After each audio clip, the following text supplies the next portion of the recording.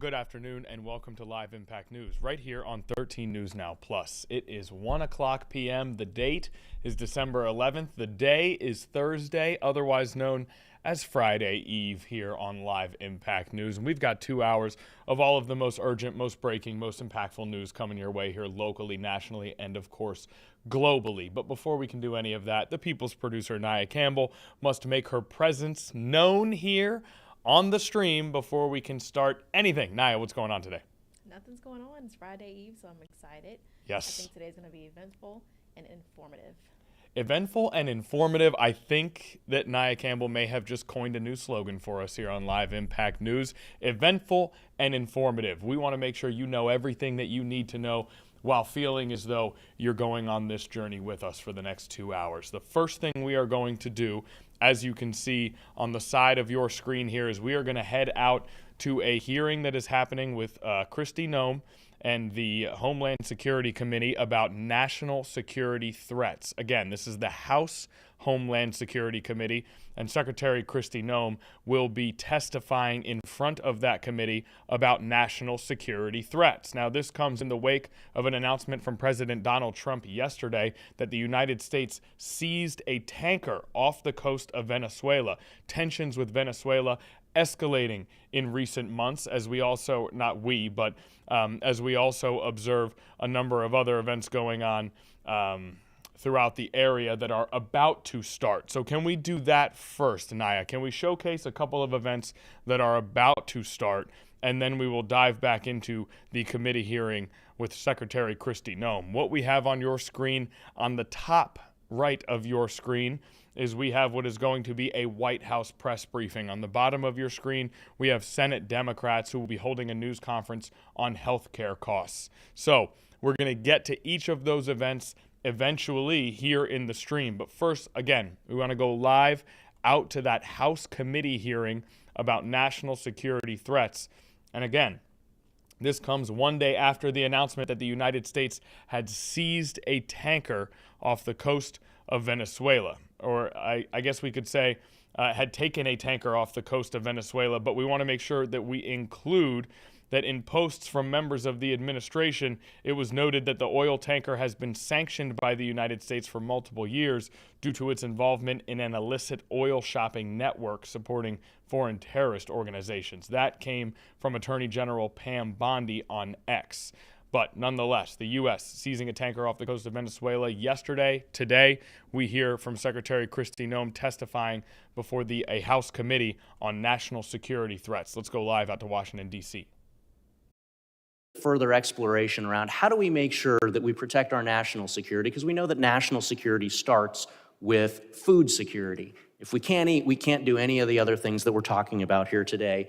And so continuing that conversation around how we strike that appropriate balance to make sure that we are supporting our farmers and so many other industries with some of those numbers that I've mentioned. So I can see that my time has expired. Yield back to the chairman. Gentleman yields back, and I appreciate the members for being here. I now want to entertain any of those unanimous consents. Ms. Ramirez, the gentlelady is recognized. Thank you. I ask unanimous consent to include into the record an article by ProPublica from October 16, 2025, entitled, "We found that more than 170 U.S. citizens have been held by immigration agents. They've been kicked, dragged, and detained for days." I'd also like to add an article by NBC News from December 7, 2025, entitled, "ICE has arrested nearly 75,000 people with no criminal records, data shows," and the letter that I sent on October 3rd requesting a meeting with Secretary Noem. Without objection.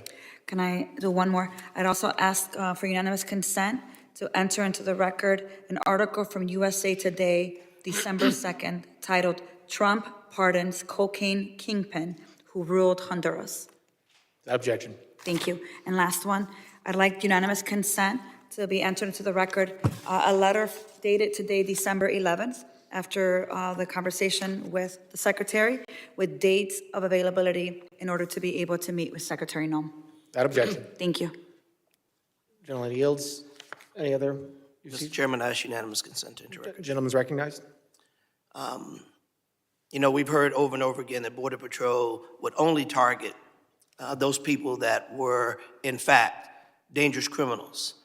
We've seen since the time in New Orleans that less than 1/3 of those have been detained have been criminals. I'd like to submit in the record this article by the AP, which demonstrates the statistics that clearly show that these agents aren't in fact going after hardened criminals, but people who look a certain way. Mr. Chairman, I have one other item that I'd like to also show over and over again. DHS will be targeting dangerous criminals.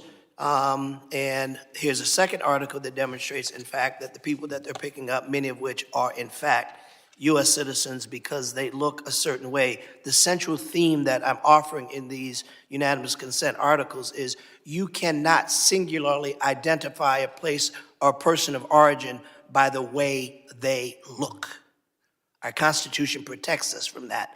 This is a gross miscarriage of justice. Without objection. Gentleman yields. Closing. Gentleman is recognized. Thank you, Mr. Chairman. Mr. Chairman, this secretary abandoned her duty to testify at this committee hearing, and refusing to answer our question is unprecedented. No other secretary, even those under threat of impeachment, have just gotten up and walked out of a hearing when nearly half the members haven't even asked questions. On one level, you can't be surprised because she's failed to answer our letters and other requests for information. Secretary Nome did not even want to appear at all today. To add insult to injury, I'm told that when she left, she did not leave the building. She went to the anteroom. Furthermore, to ostensibly go to a FEMA council meeting for 1 o'clock. I understand on good information that the FEMA council meeting was canceled. So there was no need for her to go. She was a liar with no respect for congressional oversight. She joined FBI Director Kash Patel in telling the U.S. House Committee on Homeland Security to pound sand by getting up and walking out in the middle of the hearing. We were told that she'd be here until 1 o'clock, but she left significantly early. This is embarrassing display from someone who can't take the heat, is disrespectful to the committee and the Constitution, the separation of powers. But again, what else can we expect from an administration led by a man who sicked a mob on the Capitol on January 6th? Mr. Chairman, because the secretary walked out of the hearing, I move that this committee subpoena Secretary Nome back to continue her testimony. Thank the gentleman. I yield back. The gentleman yields back. Mr. Chairman, I move to table the motion. Gentleman moves the table motion. I thank the gentleman for that motion. Now, continue.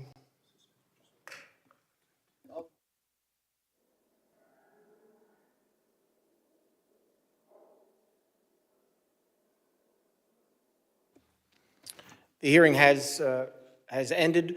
We will entertain the motion. I would like to excuse the witnesses and thank them so they don't have to wait around for the vote. First, also thank the Capitol Police for being here today and doing a great job, and thank the witnesses for being here today. The hearing is on worldwide threats. I'm sorry we didn't get to focus a lot on that today. As someone who's from New York, and 25th anniversary 9/11 is coming up, I thank you all for the work you're doing to keep us safe and make sure another 9/11 does not happen. The members of the committee may have some additional, okay, we'll do it at the end, all right. The witnesses are excused.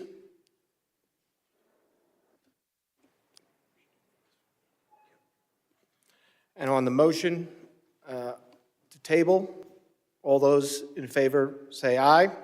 Aye. Aye. All those opposed? Nay. The ayes have it. Mr. Chairman, Yes. I guess we're going to have to ask for a recorded vote on that. A recorded vote has been requested.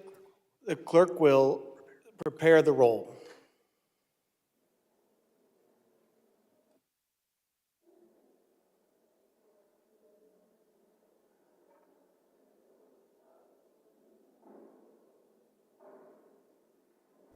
All right, back here in the Live Impact News studio, we're monitoring that hearing. It looks like they may be taking a recess, wrapping up. They also may just be switching speakers right now, but nevertheless, Senate Democrats have just taken the podium in Washington, D.C. to talk about health care prices.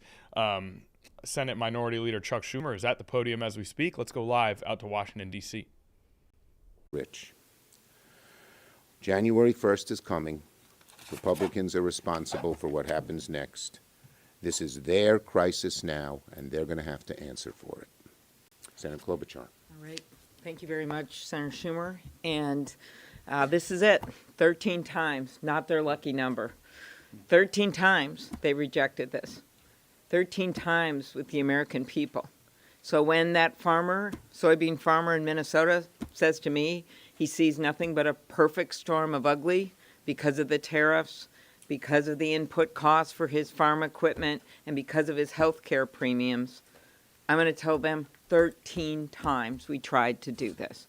You have already seen how the public feels about this, whether it is the Virginia and the New Jersey governor's races, whether it is the statewide Georgia races, including a recent legislative race there. They said enough. They want us to be working together to do something about their health care. And we have given them the opportunity so many times through straight extension. And we would like to do a lot more, believe me, reverse the cuts from the big, beautiful betrayal of the bill when it comes to Medicaid, do something more on my legislation for negotiation of prescription drugs so we could do that faster. Public option, you name it. There's a lot of choices here. But right now, we have an immediate crisis. And as Senator Schumer pointed out, this is not a January thing. It's going to be set by then. This is not a February thing. This is a now thing.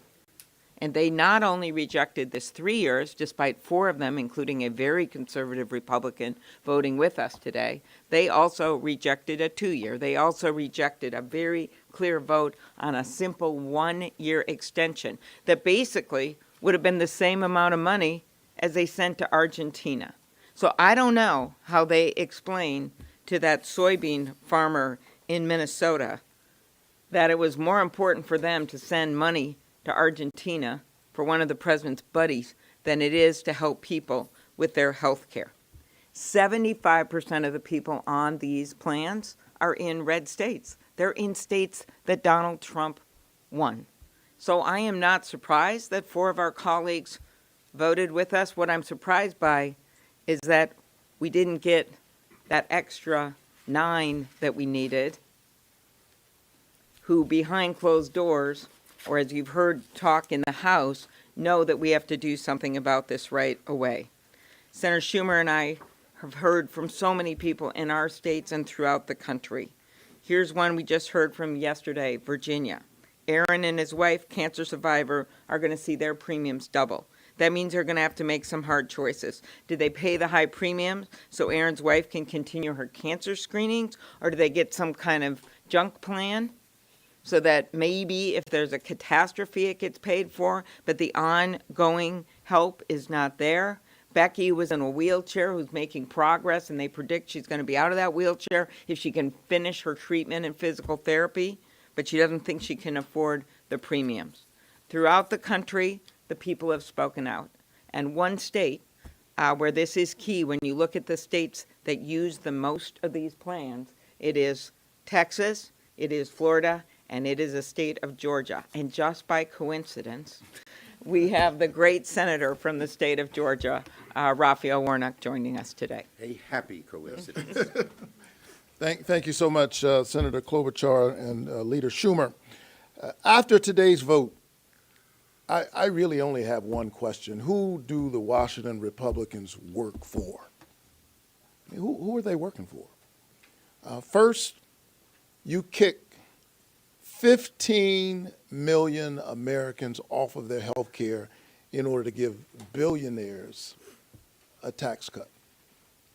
And then after doing that, you double the premiums on some 22 million additional Americans.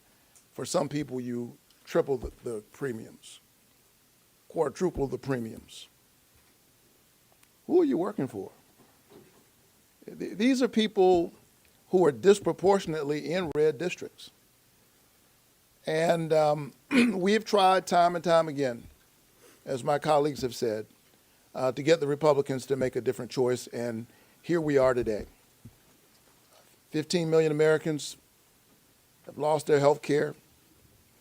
22 million Americans on average will see their premiums double. Just last night, I had to stand up and object to a UC that would have knocked an additional 1 million people off of health care.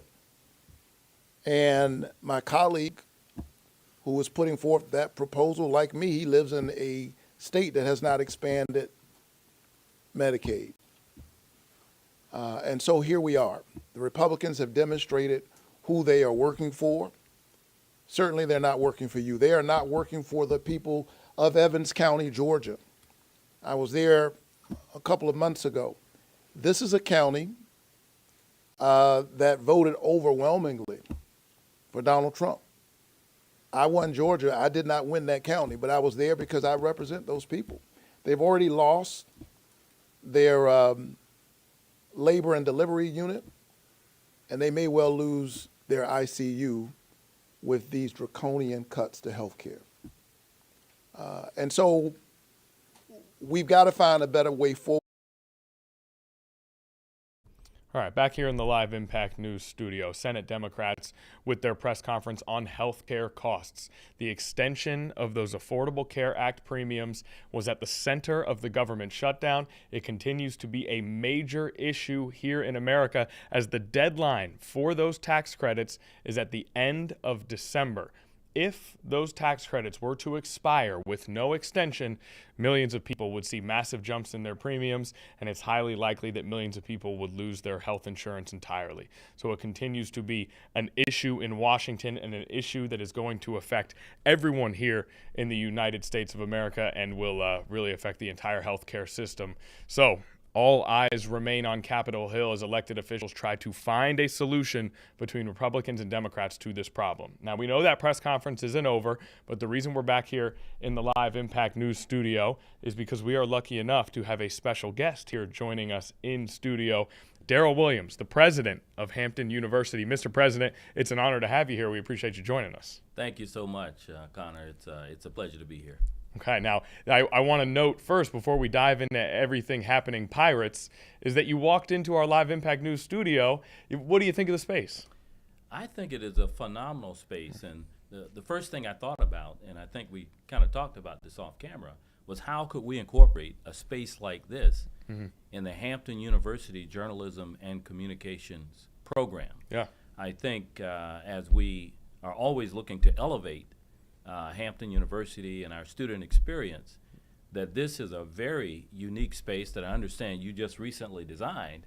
Yeah, that would Live be Impact perfect, News. I think, for our students. So I really, really like what you've done here. Good. Thanks very much. And you saw me fishing for compliments there, Naya. I knew that we were going to get some good reviews back because we talked about it before, and it was so cool to watch you walk in and immediately connect it to your students' experience. As soon as you saw the studio, you started thinking about your own students. Can we stay with the journalism program? Because we have one of your journalism students here who works for us, who I get to work with very closely, Shane Fordham, and he does sing the praises of the program that you guys have built over there. It's something that you guys are very proud of. We're very, very proud of it. And without even having to ask you, I know that he's doing a phenomenal job. And so that's the first thing I would say. We have just such phenomenal students.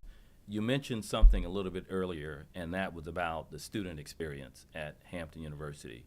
Coincidentally, the vision for the university under our strategic plan is to deliver the #1 student experience in America.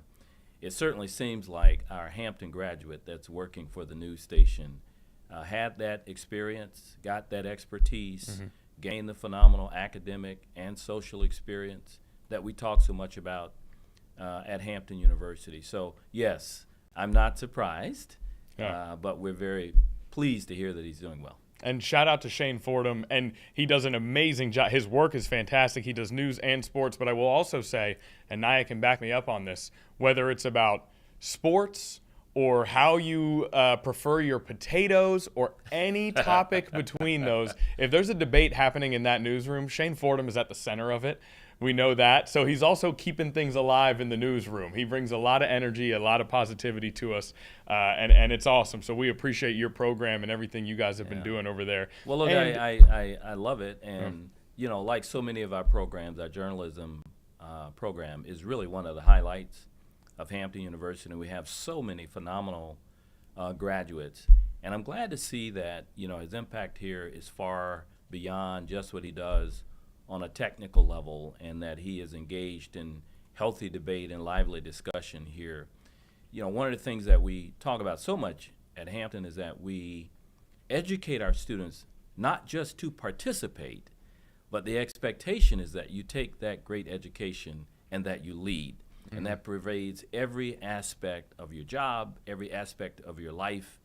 And at Hampton, we sing this part in our alma mater about allowing your life to do the singing, and it certainly sounds like Shane's doing that here. Great. No doubt about it. And you mentioned leadership. Yes. And so I want to stick with that topic here briefly because you have a military background. I do. And you are in a leadership position now. I'm wondering, what are some things that you learned during your time in the service that you use now as the president at HU? It's a great question, and I get asked that question often. You know, in another way I get asked, so why would you transition from, you know, 3.5, almost 4 decades of service in the military to academia with a brief stop in the corporate sector? And so one of the things I've learned is that the principles of leadership are pretty universal. And in so many ways, the things that worked for me in the military work just as well in corporate, and they now work here at Hampton University.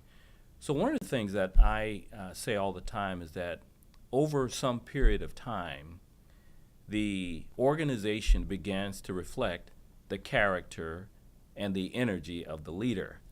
And so I'm mindful of the fact that at Hampton University, which is my alma mater, you know, I graduated in 1983, and my wife's alma mater, 1983, that every single day, the thing I keep centermost or uppermost in my mind is the idea that everything that happens at the university is ultimately my responsibility, and it reflects my own personal character, approach, and energy. That's one thing I learned. The next one I learned in the military that I still try and carry through today is that the first tenet of leadership is caring.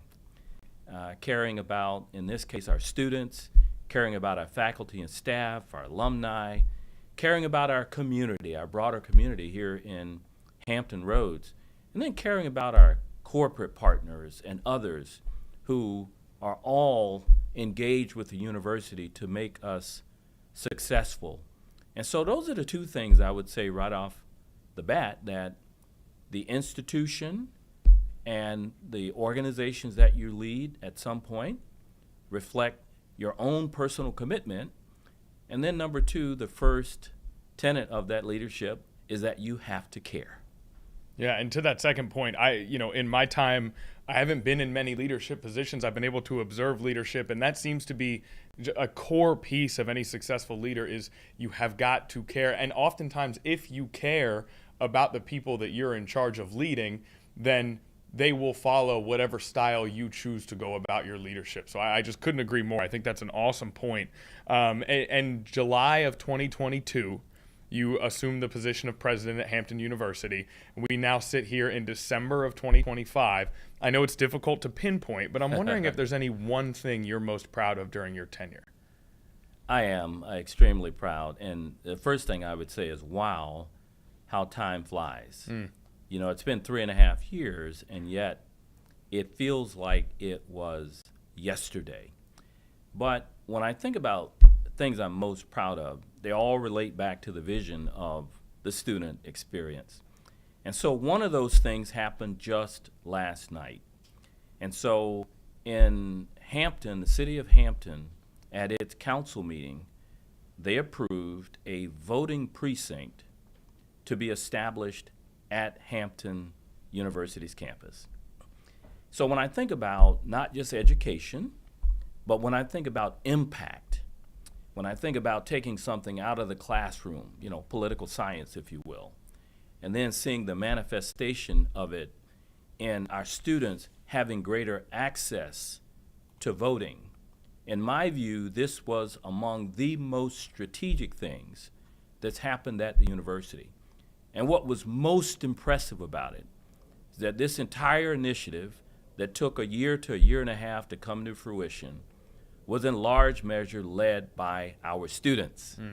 So much so that in the 2024 election period in 2024, our students had overwhelming participation in the local voting and elections. And then in 2025, it was even bigger. So much so that our students and our precinct experienced among the largest growths of voting of any college in the Commonwealth of Virginia.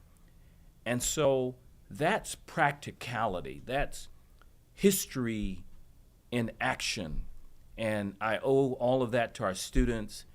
And that's that part I talked to you about earlier of teaching them not just to participate, but to lead. And last night, our students did something where they led, and the university is grateful for everything that they've done. The other one I would talk about, and I think we'll talk about, is the enrollment increase here at Hampton University. And so over the last 3 years, we've experienced an overall enrollment growth of 46%. And at the undergraduate level, about 44%, but 46% overall.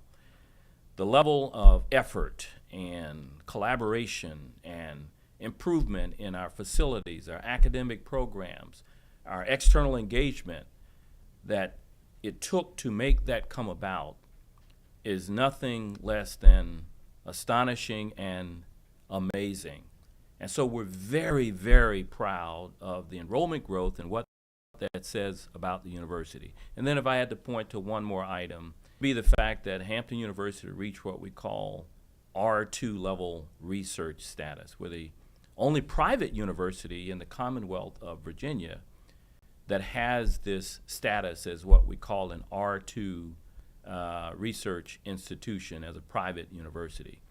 Those are some, certainly not all, of the things I would say I'm most proud of in the first 3 years as we step into a launching pad for continued success. Yeah, you talk about 44% increase in undergraduate enrollment, 46% overall. Now that is compared to national enrollment across U.S. colleges has grown by 2 to 3% in recent years. So that's just to give even more perspective on how impressive that growth is. So I want to ask, why do you think that you guys have been able to achieve that? What is it about Hampton and your administration that has been able to create an environment where you see growth that far outpaces so many other schools? My first comment would be it's a team sport. It really is a team sport, and there are a number of things that we've done to make that monumental leap in our enrollment. And so the first thing goes back to that vision I talked about earlier, delivering the #1 student experience in America. So when I first came to Hampton University, that very first fall, we conducted a student survey. And the student survey talked about those things that would elevate the student experience. By and large, they were already fairly happy with the experience that they were having at Hampton, but we wanted to, like most universities do, want to continue to improve and to elevate it. We also did a staff and faculty survey that year, and then from that data, from those analytics, we charted a course with a strategic plan to address those areas that our students said would make their experience even better. And so addressing some of those areas has been part of the student satisfaction that has led to not just admissions, but has led to us retaining the students, which has led to that overall growth in enrollment. And so we've taken the approach that keeping our students at Hampton University and attracting those students is much more about a sense of belonging. And so we did some things structurally as well. We took our admissions office and combined it under our student success. And now from the day that a student and their family are recruited to Hampton University until the day they leave, they have a cohesive sense of belonging experience that we believe is fundamental to the growth at Hampton University. We've also become much more precise in how we target the students that come to Hampton University. Not only is it our admissions office and our recruiters, we now also use our alumni that are all across the country and all across the Commonwealth of Virginia that are assist in a very prescriptive program we have about attracting students to the university. And then we have 3 great programs that attract large numbers of students to the university.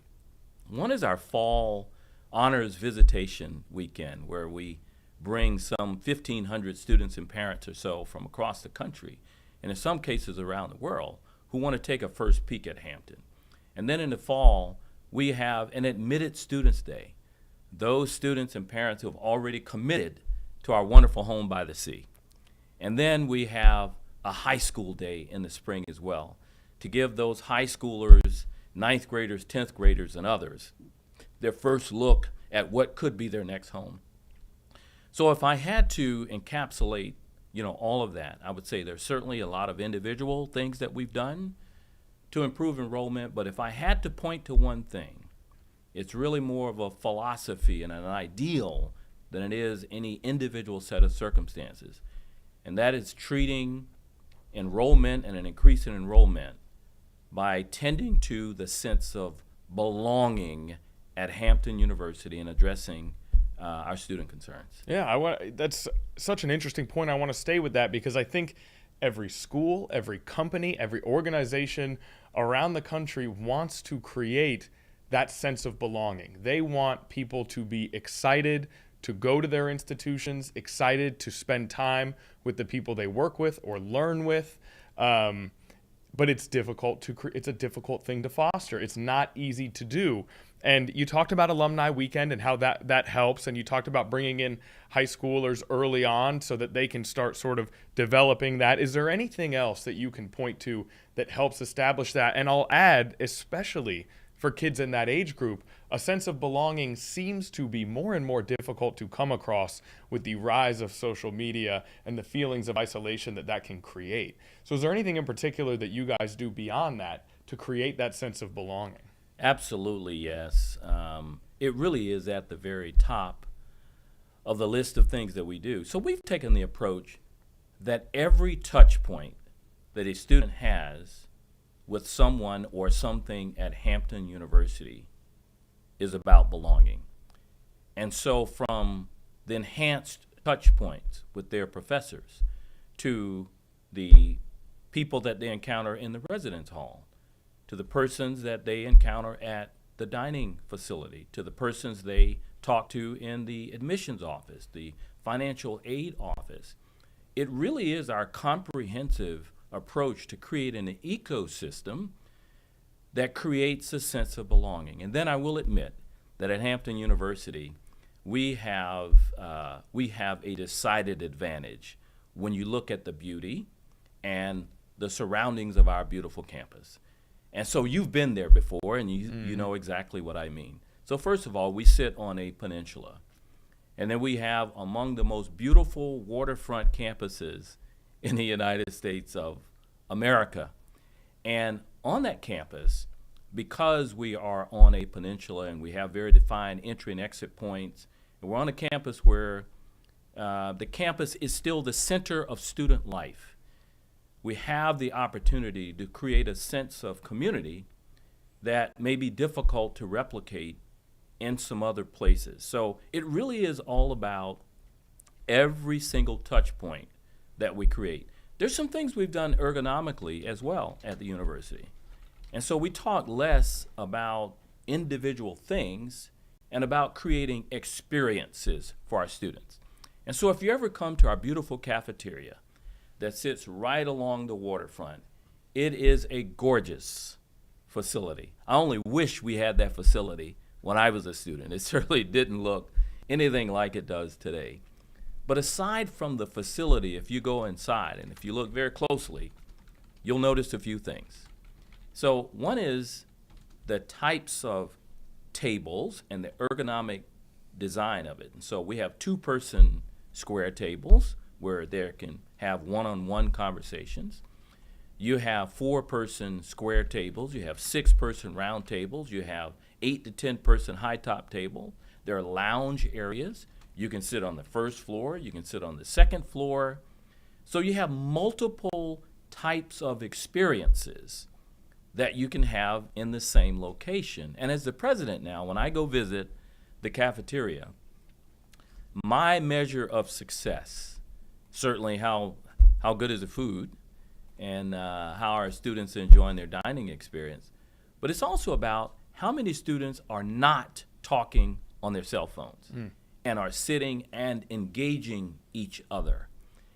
That is an intentionality around creating a sense of belonging. And in this age of social media, where our students spend so many times on their phones and their tablets and their other devices, we attempt to create those experiences that continue to foster engagement. Those are some of the additional things that we're doing around the student experience that creates a sense of belonging. Yeah, I'm glad to hear it because it seems like based on our reporting, it's going to be one of the great educational challenges to come is how to deal with devices, both making sure that students are, adequate and expert in technology for their futures, but also maintain that sense of belonging, connection, and engagement. So I love to hear you say that. Now, I'm wondering if I can ask you something specific, and I know that as the president, you have so many big picture things that you have to tend to, but I know that Hampton University has a nursing program. And I know that just recently, there has been talk that nursing will be downgraded to a non-professional degree. And I'm wondering if when something like that happens, does that change anything about what you guys do in your nursing program? And has there been any students that have raised concerns about this to your administrators? Just because I know you guys have a very successful nursing program. Well, you're absolutely right about our nursing program. It's one of the most historic programs in the Commonwealth of Virginia. And it goes back, over 100 years now. In fact, we celebrated 100 years not too long ago. Congratulations. And so thank you very much. It's a big anniversary. It is one of the great programs at Hampton University, along with, in the early days producing teachers for the Commonwealth of Virginia and our nation. And so certainly with some of the recent announcements, as you would expect, it certainly would cause some concerns. But from a Hampton University perspective, make no mistake about it, regardless of what happens at state or national levels, we will always teach all of our nursing students like the absolute professionals that they are. And so, yes, there's still some uncertainty surrounding those potential policy initiatives, but for now, we will continue to in the future absolutely teach our students that they are professionals within their ranks. And so at a time when, there's a shortage of nurses and a shortage of teachers, the message that we at Hampton University want to send them is that it is still a wonderful profession to get into, and we think that there will always be a need for jobs and professionals within that area of expertise, and we believe that our nursing school will continue to thrive. I talked about the increase in enrollment. One of those big increases is in fact in our nursing program. So we have seen no pull away from that profession, nor do we expect to C1. We will do everything that we possibly can to continue to attract the phenomenal nurses to Hampton University that we have consistently produced for over 100 years. Fantastic. And again, the 100-year anniversary. People need to let that soak in, just how much of a legacy that is. Okay, can we talk sports a little bit? I've had the opportunity. Let's talk sports. Let's do it. I've had the chance to sit down with athletic director Anthony Henderson before. I found him to be extremely thoughtful about the state of modern college athletics. I know you guys, women's basketball, men's basketball, football, new coaches all within the last 2 years. Those are kind of the big three in a lot of different ways when it comes to college athletics. I'm wondering, what do you see with the advent of pay for play and the advent of the transfer portal and NIL, and the fact that this is unquestionably now a multi-billion-dollar business that at times feels more professional than amateur? What do you see as the future of college athletics at Hampton University? What role does that play for your university amid this shifting landscape? You know, the landscape might shift, but for Hampton University, we see moving into the future as robust an investment in athletic programs as we ever have. We have always been a university that produced champions, from when we were in the old CIAA to the MEAC, and we then went to the Big South, and now we're in the Coastal Athletic Association. You went all the way back to CIAA there. I All the way thought you were back. going to start so with the I MEAC. was at Hampton University when we were in the CIAA. In fact, Yeah. you know, one of the biggest games that I remember as a student when we were in the CIAA was, I want to say it was like January of 1980. And there was this phenomenal game in our gym at the time, Holland Gym, where Rick Mahorn, the famous former NBA player, and Charles Oakley, who was from Virginia Union, squared off, you know, in Hampton's arena.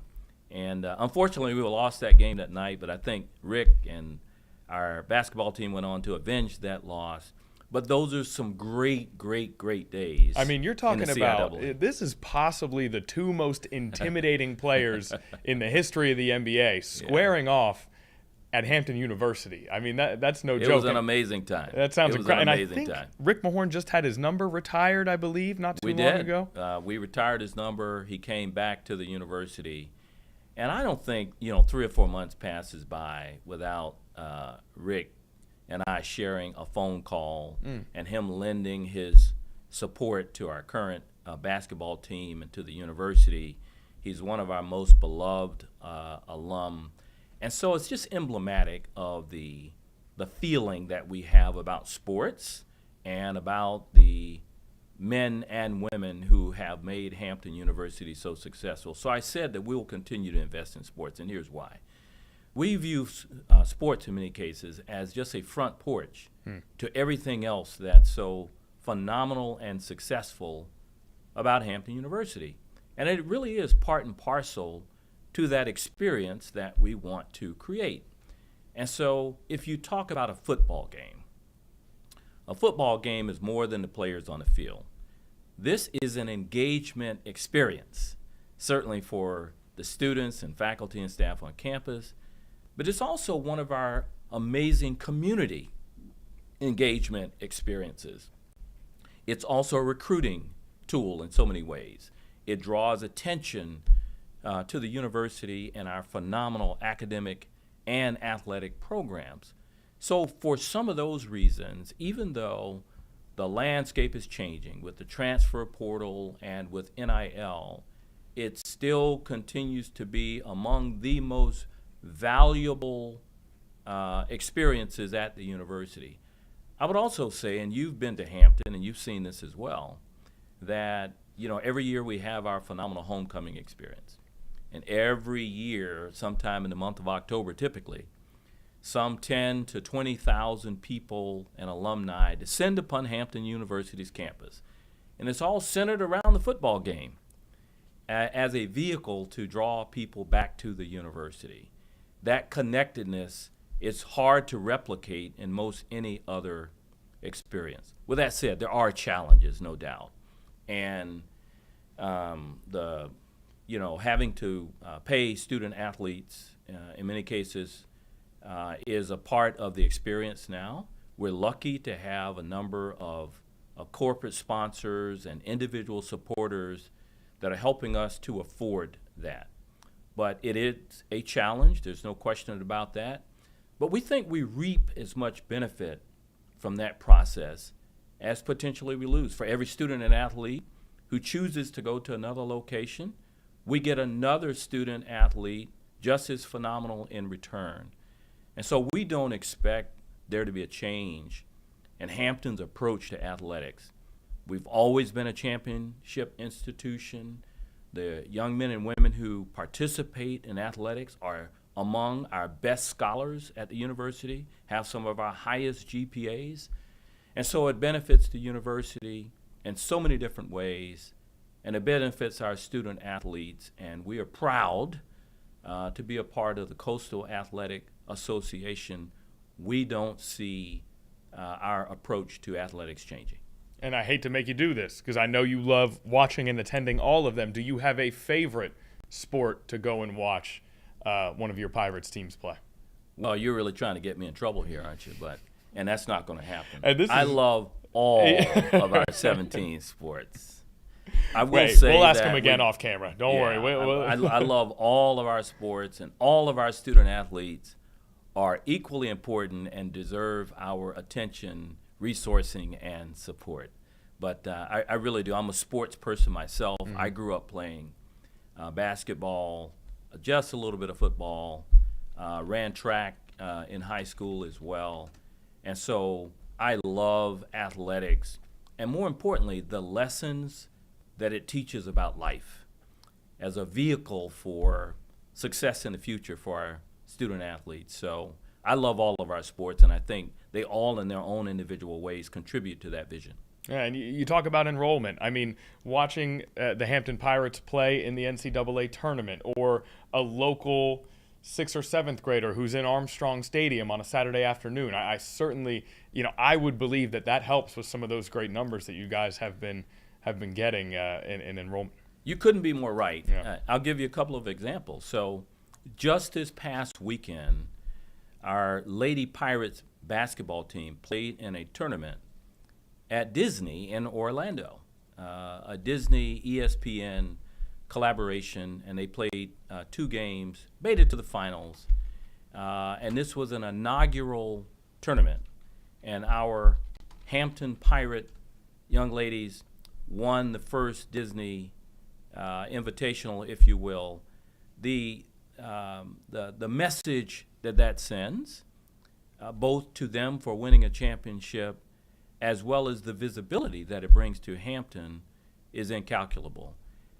This coming weekend, Hampton University will play Howard University in the Battle of the Real HU in Washington, D.C., and that is always a national event. Our rivalry with Howard goes back to 1908, and so Howard, along with certainly Norfolk State University, are among our greatest rivals, and that brings always a lot of attention to the university.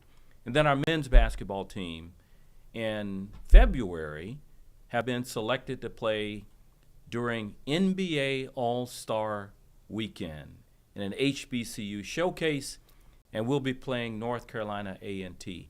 All of those events highlight and showcase certainly our student athletes, but it certainly points to the excellence of Hampton University and the standard of excellence that we always seek to achieve. This is the first I'm hearing that news about NBA All-Star Weekend. That's fantastic. You heard it here first. That's you awesome. Heard it here and first. That's going to be in California, out at the new stadium for the LA Clippers. Will they be playing at the Intuit Dome, do you know, or will that be a different location? I think it's going to be a different location. Okay. We can get it to you specifically, but I think it'll be a different location. Yeah. And right now, I think the game is scheduled for the 13th of February, the day before Valentine's Day, and we expect our team to go out and showcase its excellence, and it will be a phenomenal event, and we're so proud to represent the HBCU community as well as the Coastal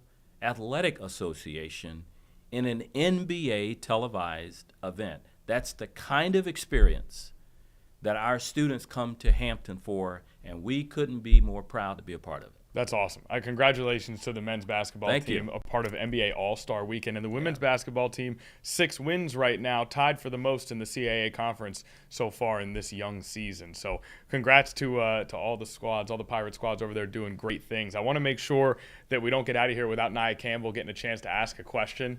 The People's producer, Nia Campbell, welcome to the conversation. Any questions, Nia? I didn't mean to leave you I out. do not have any questions. Y'all talked about everything. We did. Everything Very I was thorough. gonna touch base on.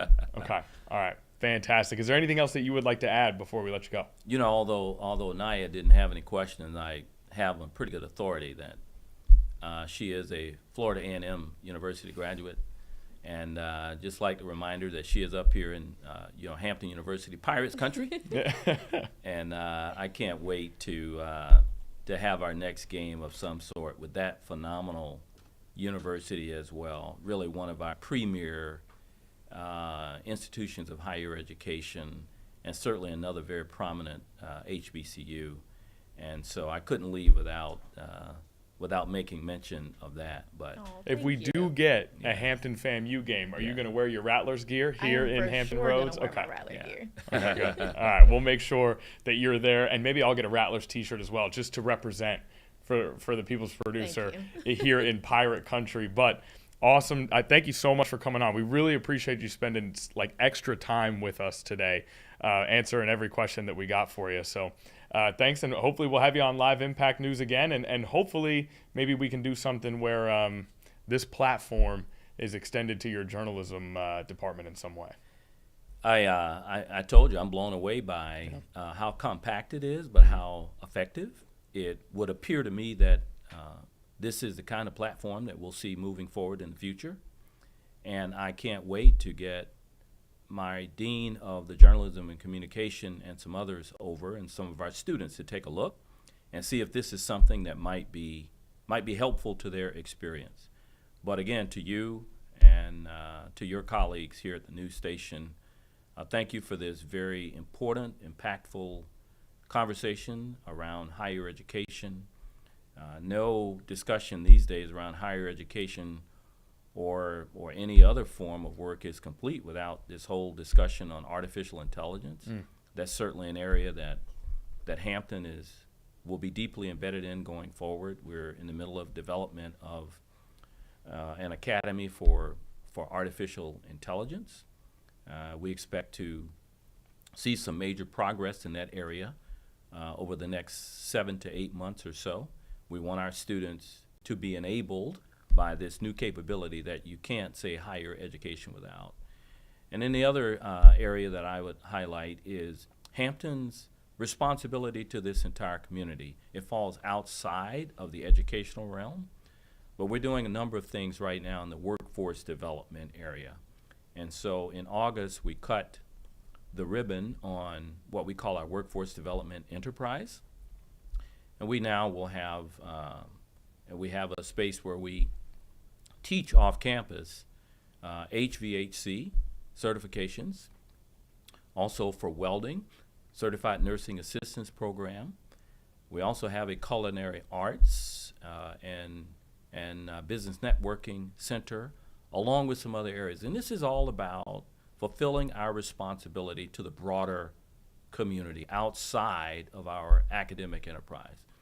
So Hampton University writ large just could not be more proud of our students, our faculty, staff, alumni, and all of our partners here in the region. And then certainly we're very, very proud of the work that we do as an anchor institution within this community, and the question that we often ask ourselves about being an anchor institution and doing things like establishing a voting precinct for not just Hampton students, but for our veterans and others, as well as the workforce development enterprises. We don't do it, who will? So from Hampton University, thank you for hosting us today and allowing us to have this very important and impactful conversation. And as I sign off, I say, go Pirates. There you have it, Mr. Darrell Williams, the president of Hampton University, talking about all things now, all things the future when it comes to the Pirates, and of course, that massive 44% increase in undergraduate enrollment, 46% overall surge since 2022. Thank you again for joining us. We appreciate it. We'll see you in here next time. Something special here on this Thursday, live in our studio here on Live Impact News. Now, it's 1:55 p.m., 1:56 p.m., the clock just turned. We're going to do a brief reset here as we just finished our live interview. We are going to go ahead and why don't we head out to Channel 1, Naya? We've got Tyler Robinson's court hearing. Tyler Robinson, of course, the alleged shooter of Charlie Kirk, that incident back in Utah. He will be live in court today. We don't see him on our screen now, but why don't we go live out to that courtroom? We'll take a listen in, Naya. We'll reset here in the studio. We've still got a lot to get to. We'll say goodbye to Mr. Williams, and then we'll continue on with Live Impact News. Let's go live out to the courtroom now.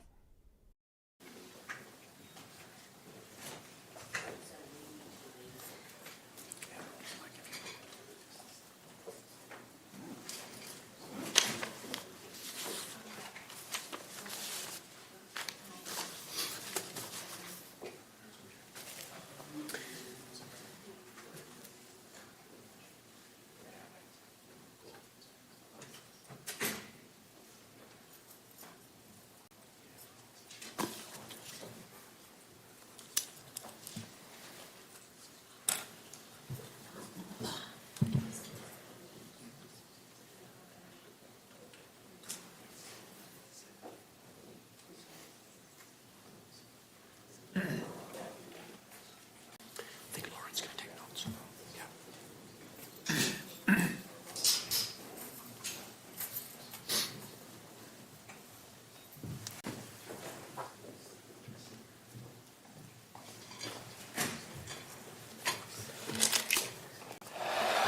Sit next to Richard. Because I'm going to put him. What you're saying? You've already sent us. So I'll sit on the end.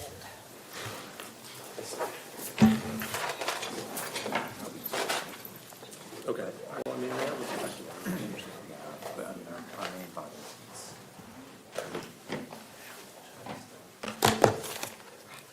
understood. It's entertaining.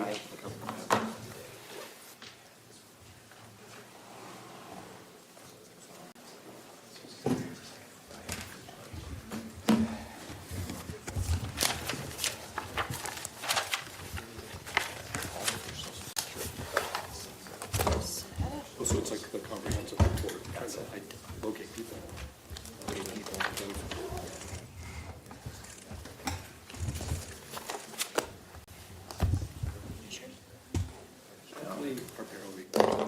It's Richard's. Richard doesn't have. This is Richard's. You're not going to get one. I do have a laptop. Old school today. So I mean, the option that we thought about of this person, I did, or I know what they're saying. We'll see if that was a mistake. And our proposal.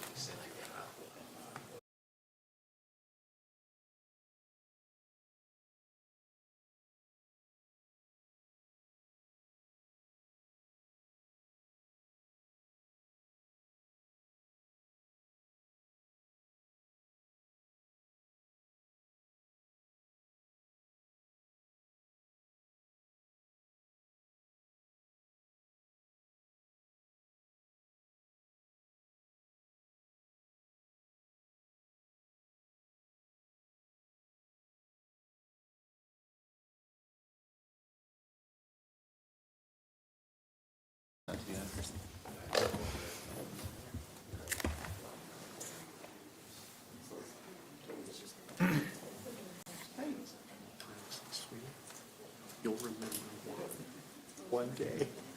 This What's that? Maybe the strategy.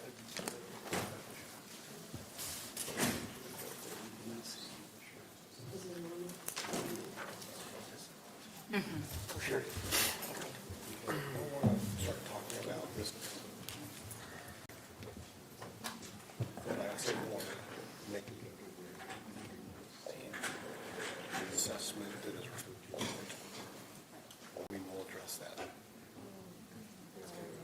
and then we just leave. Okay.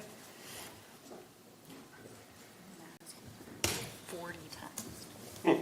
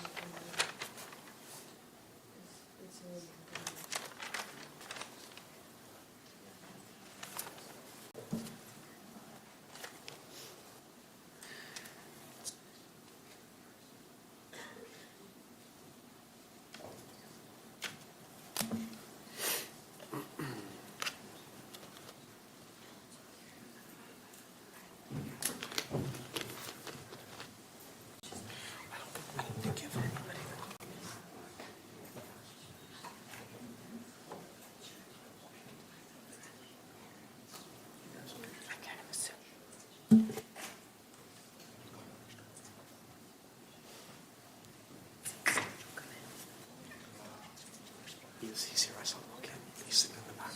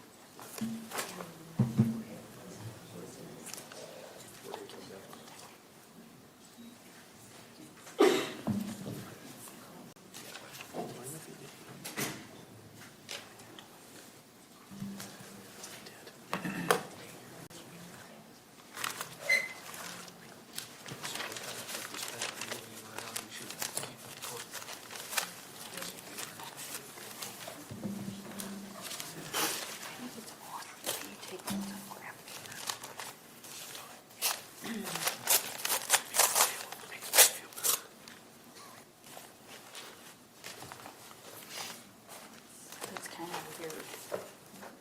Like it. Kind of weird? Yeah. Yeah. Sure.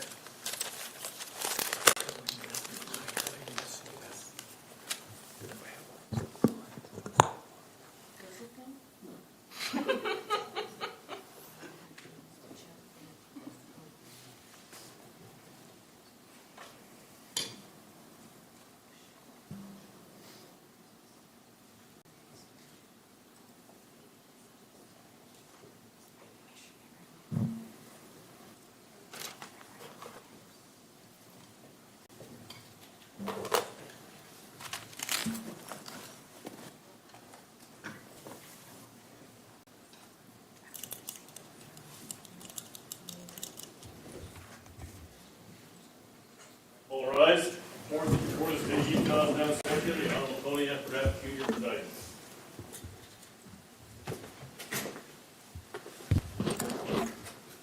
Please be seated.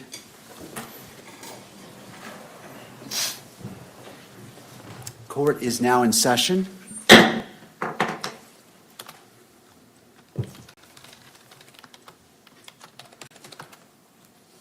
Counsel, if you could enter your appearances, please. Your Honor, Christopher Ballard, Ryan McBride, Chad Grunander, and Lauren Hunt on behalf of the state. Good afternoon. Good afternoon, Your Honor. Kathy Nestor, excuse me, Richard Novak, Stacy Visser on behalf of Mr. Robinson. Good afternoon. Good afternoon, Your Honor. Jeff Hunt and David Ryman appearing on behalf of the media interveners that are identified in our motion papers. Good afternoon. Michael Judd, Your Honor, Parsons, Bailey, and Latimer, on behalf of another set of media interveners also identified in the briefs. Good afternoon, and I recognize Mr. Robinson in the courtroom as well. Good afternoon.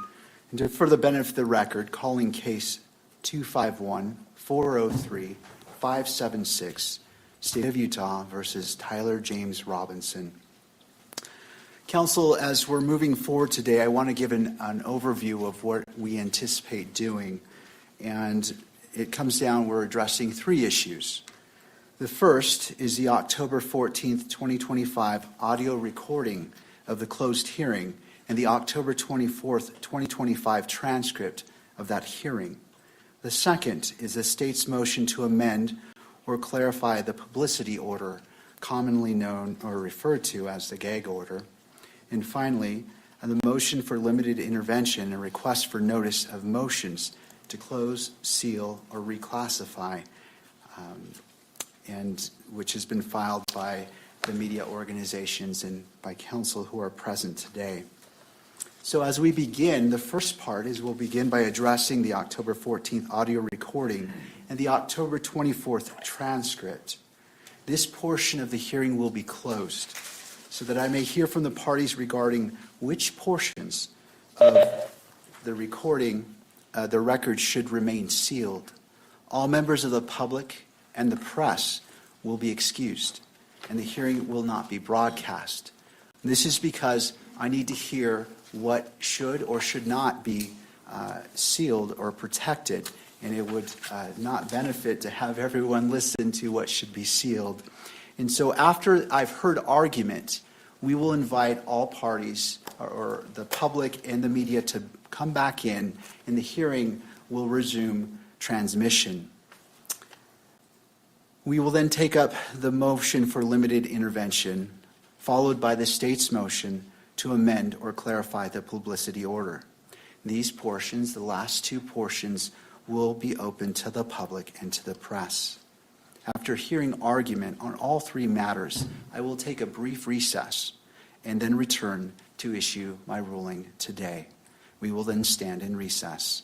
So at this point, we'll go ahead and excuse the public and the media, and it is the court's order that transmission be terminated temporarily. Your Honor, we have one request with respect to the closed hearing. May I be heard on that? Yes, counsel. Thank you. Richard Novak for Mr. Robinson. Mr. Robinson has some immediate family members who are present, his father, his mother, and his brother, and we would ask the court to permit them to remain in the courtroom during the closed portion of the hearing. To the state. My only concern with that, Your Honor, is that we're going to be talking about court security measures. And I don't know that we'll have to go into a lot of detail about that, but I do have concerns about those issues being discussed in public. All right. Mr. Novak, do you have authority that supports allowing them to remain in a closed hearing? No, I think it's subject to the court's discretion to decide who is and is not an appropriate member of the public. I think they have a unique relationship with Mr. Robinson, and they would certainly abide by any orders the court makes concerning disclosure of what is discussed in closed session. But obviously, it's up to the court. Thank you, Mr. Novak. I'm going to rule that they will be excluded as well. It is just given the nature and the sensitivity of it, I believe it is appropriate to treat all parties in the public equally, though I do recognize their relationship with Mr. Robinson. Thank you for your request. All right, we will go into the closed session. Thank you.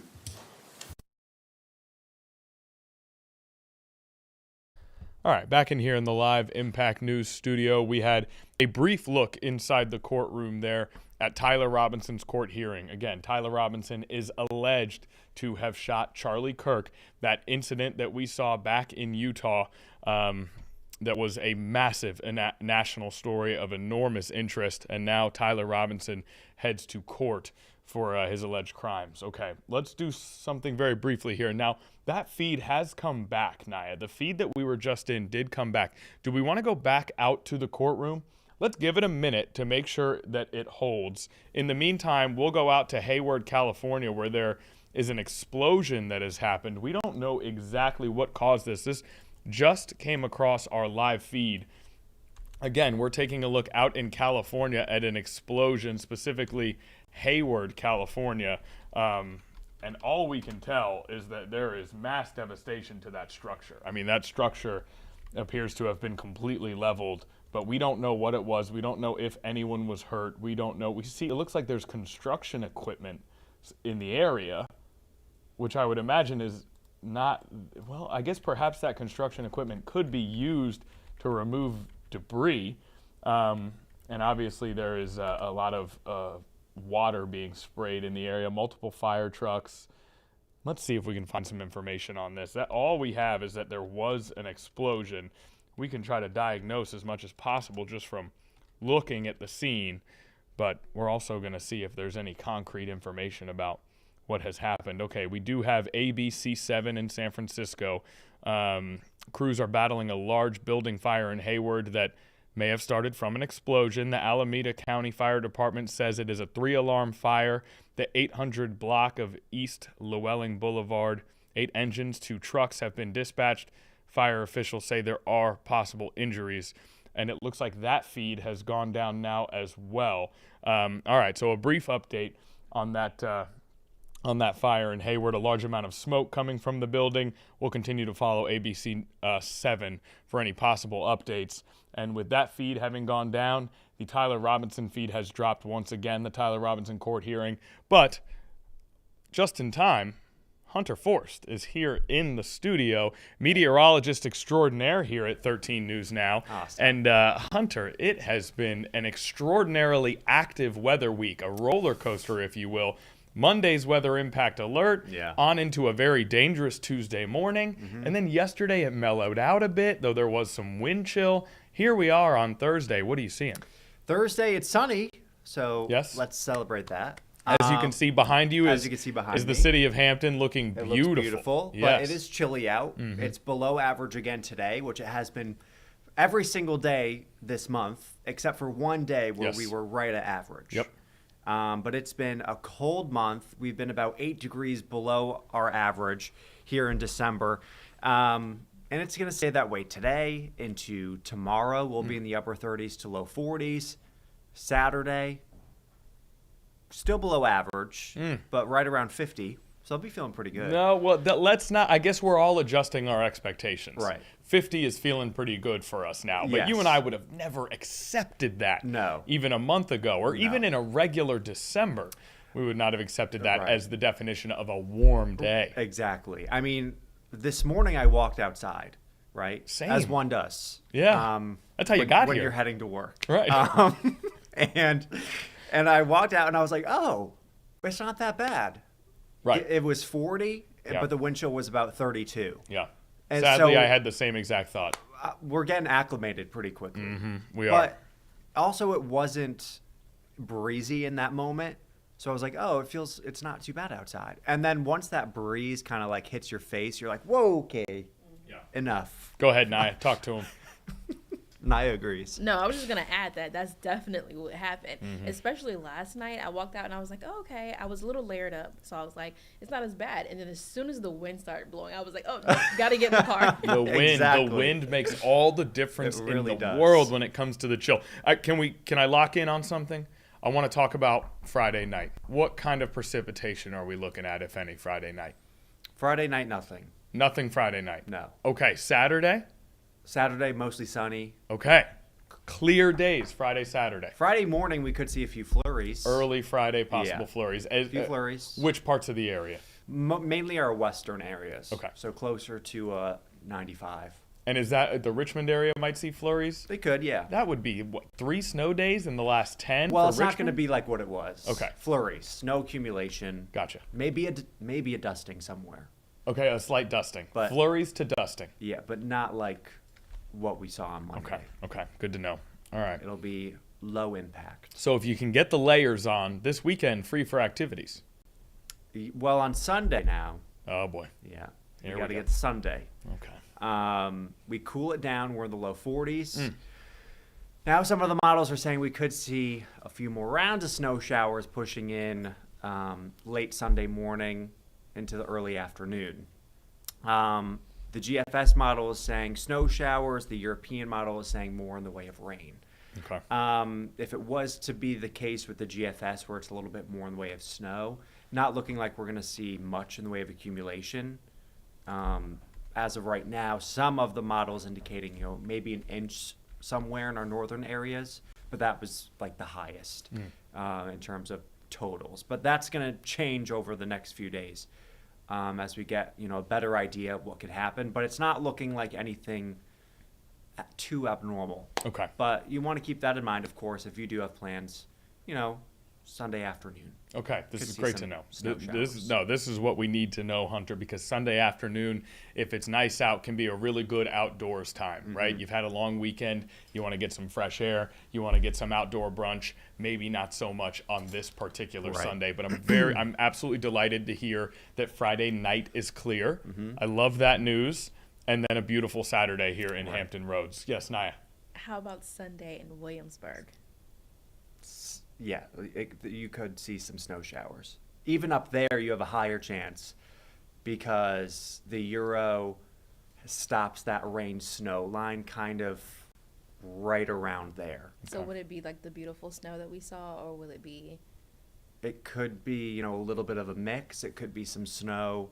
It's still being ironed out. Gotcha. But just know you could see some winter precip, but nothing like major, like the roads won't be shut down. You'll be able to get home. It'll be fine. Okay. But maybe a nuisance. Sounds like someone's going to be in Williamsburg on Sunday. I mean, that was the plan. I think you could still go. Still is. What time? What time? Around afternoon, evening. Okay. Okay. It should be, by the evening, things should be looking good. Very nice. Maybe push your trip back just a little bit. Gotcha. Okay. But no matter what, whether you see rain or whether you see snow, behind the system is that cold air, cold Arctic air, coldest of the season. But luckily, it's not going to last very long. But we do have a weather impact alert Monday morning for the very, very cold weather. Wind chills Monday morning, early Monday morning, 1, 2 a.m., 8, 9, 10 degrees. And then by the time you're heading off to work, 7, 8 o'clock, mid to low teens, maybe 10 to 15 degrees. Burr. That's how it's going to feel? Those are the wind chills. Yeah. And this is Monday morning? Monday morning. Oh my gosh, I didn't mean for that whistle to go directly into the microphone, but what other reaction could you possibly have to that cold of temps? Yeah. There's not going to be any walk out of your house and everything feels great. Right. Shout out to people who will be on quick vacations down to warm weather areas. Right. Because shout out to them. Shout out to them. Maybe someone in this room, maybe not, but those people are incredibly lucky. They are incredibly lucky. But listen, I'll take a beautiful weekend if it means a cold Monday. I'm perfectly okay with that. All right. Is there anything else pressing that we need to know about the forecast here?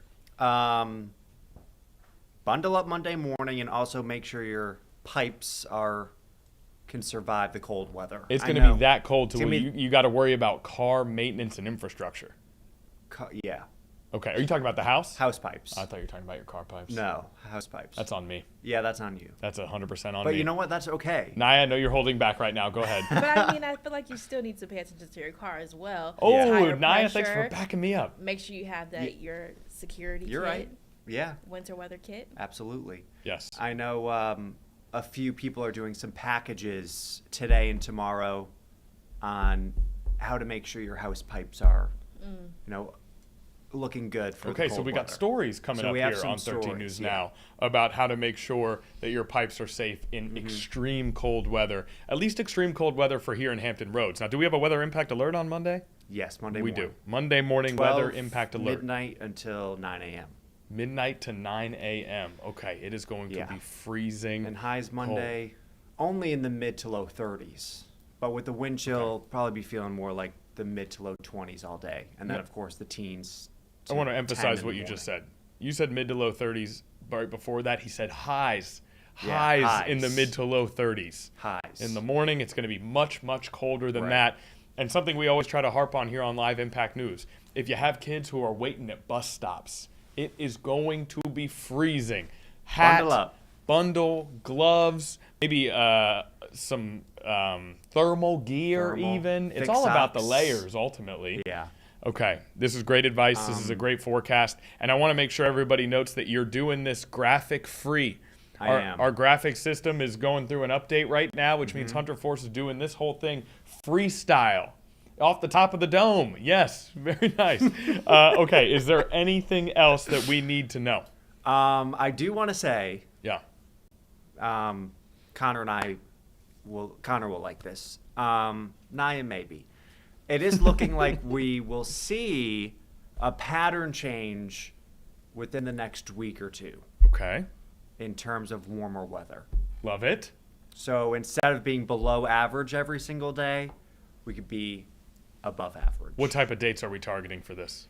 I would say by the end of next week.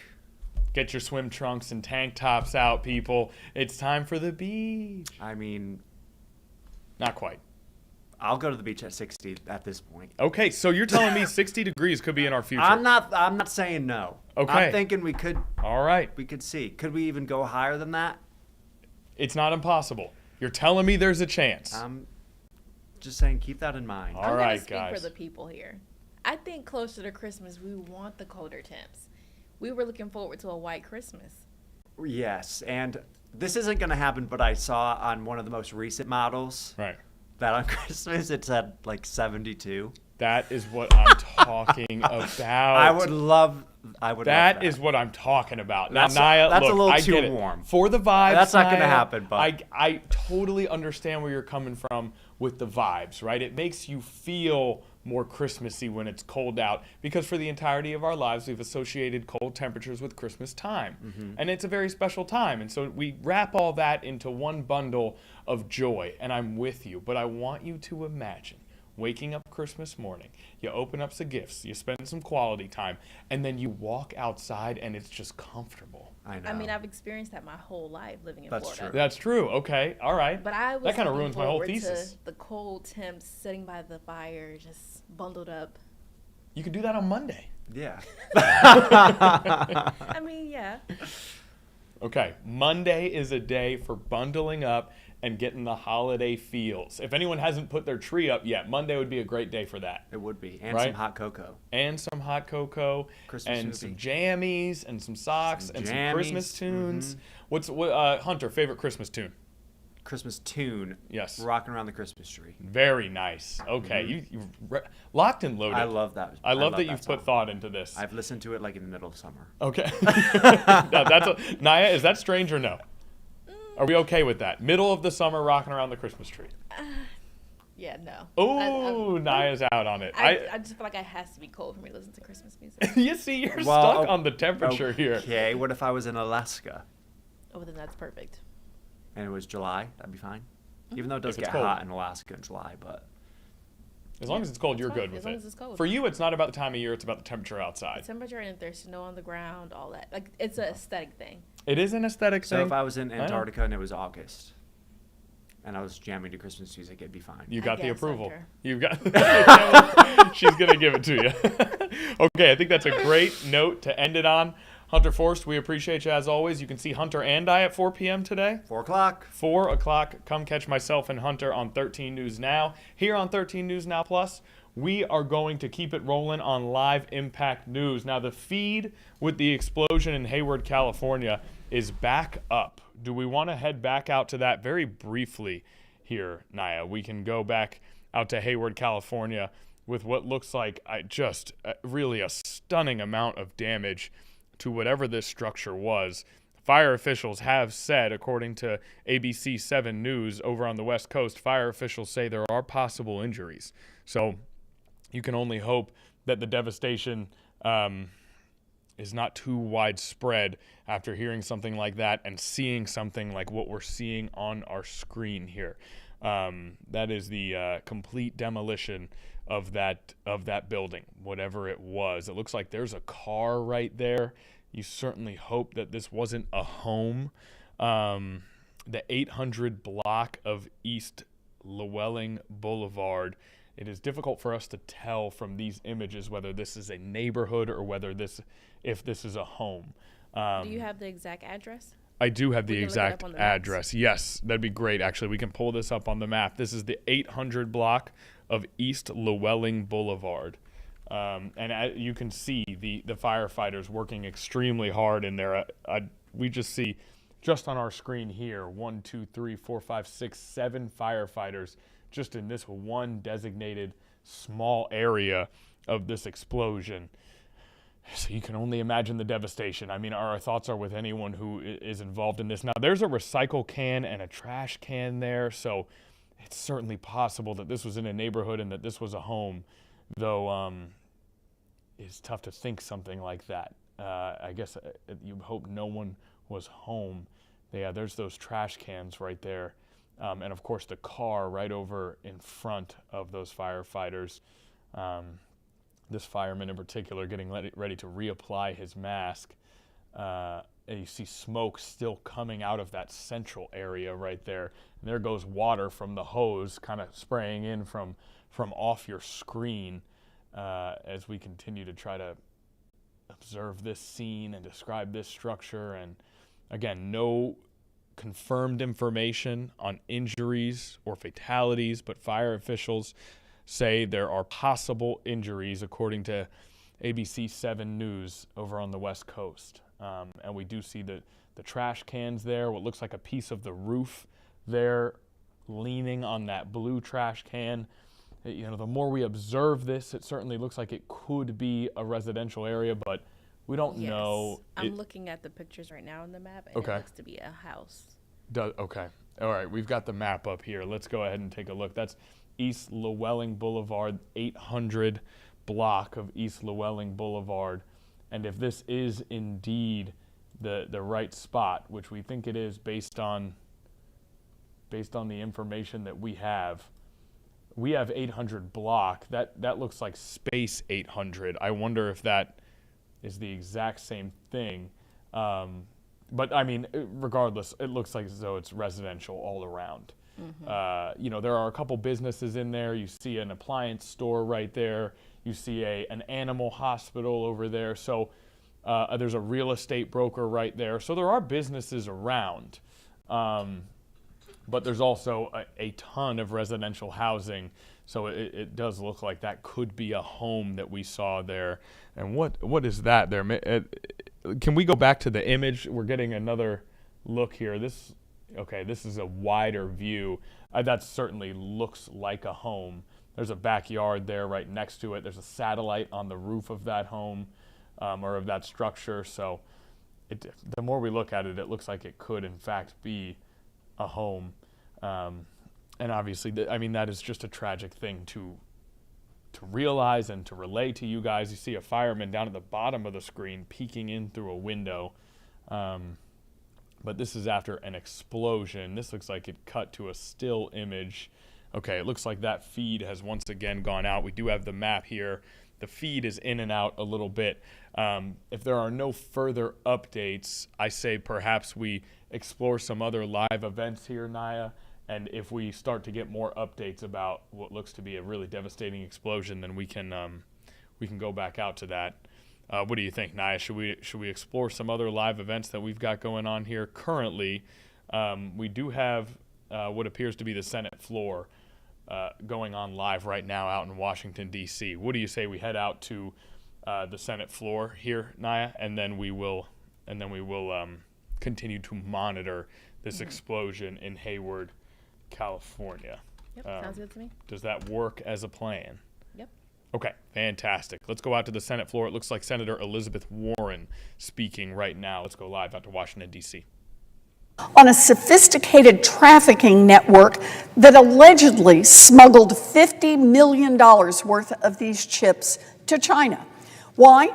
Because they know that China is gaining access to these chips, and that poses a serious threat to our technological leadership and national security. So why did the president make this bad deal that sells out the American economy and sells out American national security? It's simple. In the Trump administration, money talks. And NVIDIA's CEO, Jensen Huang, knows it. Mr. Huang understands that in this administration, being able to cozy up to Donald Trump might be the most important corporate CEO skill of all. Mr. Wang paid a $1 million a plate dinner to be with the president. Mr. Wang's company has donated to the president's ballroom. And Commerce Secretary Howard Lutnick's former company, now run by his son, stands to make loads of money if NVIDIA's stock surges. Those are just the most obvious possible reasons to cut this deal. And who knows what else Mr. Wang might have done behind closed doors to persuade President Trump and Secretary Lutnick into making this dangerous concession. The American public deserves answers. Mr. Wang should be brought in front of Congress to testify under oath, and he should be joined by Secretary Lutnick and every other Trump administration official involved in this decision. Congress does not need to stand by helplessly. Both Republicans and Democrats understand the risks here, and we should pass bipartisan legislation that reins in this administration as soon as possible. The Guaranteeing Access and Innovation for National AI Act, called the GAIN Act, that Senator Banks and I introduced would prohibit NVIDIA from shipping advanced chips to China, while American universities, American startups, and American small businesses are waiting in line to buy the company's chips. Senator Ricketts and Senator Coons have introduced another bill that Senator Banks and I support. It's called the Safe Chips Act, and it would prohibit the president from greenlighting advanced AI chip sales to China. Republicans and Democrats have legislation ready to go, and we should get this done before it is too late. Senator Thune should schedule either or both bills for a vote immediately. Here's another thing that Democrats and Republicans in Congress need to keep an eye on. Will Donald Trump muzzle his own Justice Department because he does not want Americans to know that he is selling out our national security? Will Donald Trump order the Assistant Attorney General for National Security and the U.S. Attorney for the Southern District of Texas to dismiss the criminal cases that they just announced this week as part of the crackdown on chip smuggling? Will Donald Trump fire those Justice Department officials for exposing the national security risks of the deal that Donald Trump just cut? Will Donald Trump tell his Attorney General to drop all investigations into these national security concerns and turn a blind eye to how the Chinese military could use these chips to train weapons systems that could endanger American lives? I am deeply concerned that Donald Trump will target the work at the Department of Justice in a cynical attempt to hide the truth from the American people. And in case Donald Trump directs his Department of Justice to take down the public evidence or to cover it up, I'm going to read into the Senate record exactly how senior law enforcement officials warned about the dangers of allowing these chips to power the development of cutting-edge technology in China. Here is what the U.S. Attorney for the Southern District of Texas had to say, and I'm going to quote this. Operation Gatekeeper has exposed a sophisticated smuggling network that threatens our nation's security by funneling cutting-edge AI technology to those who would use it against American interests. These chips are the building blocks of AI superiority and are integral to modern military application. The country that controls these chips will control AI technology. The country that controls AI technology will control the future. The Southern District of Texas will aggressively prosecute anyone who attempts to compromise America's technological edge. End quote. That is what the U.S. Attorney Donald Trump's own U.S. attorney for the Southern District of Texas had to say about the chips that NVIDIA has just been permitted by Donald Trump to put into the hands of the Chinese. And here's what the Assistant Attorney General for National Security at Trump's Department of Justice had to say. Again, Trump's own Assistant Attorney General for National Security, quote, "The United States has long emphasized the importance of innovation and is responsible for an incredible amount of cutting-edge technology, such as the advanced computer chips that make modern AI possible. This advantage isn't free, but rather the result of our engineers and scientists' hard work and sacrifice. The National Security Division, along with our partners, will vigorously enforce our export control laws and protect this edge," end quote. The president's most basic duty is to protect the economic and national security of the American people. And instead, President Trump is bowing to foreign dictators like Xi Jinping and selling out our national security to billionaire corporate interests that pay for special White House dinners and a gold-plated ballroom. Never before has a president and a tech CEO so brazenly conspired against the interests of the American people. Congress has a responsibility to stop it and stop it now. Thank you, Mr. President. I yield the floor.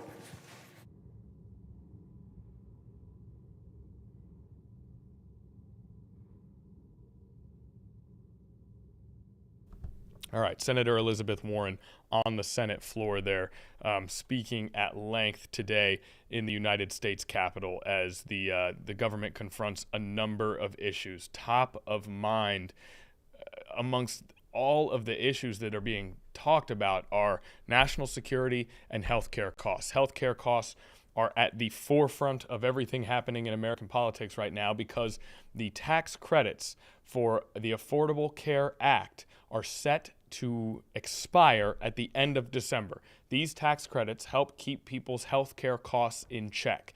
If they expire at the end of December, millions of people will see their premiums skyrocket, and it is extremely likely that millions of people will be off of their health insurance entirely.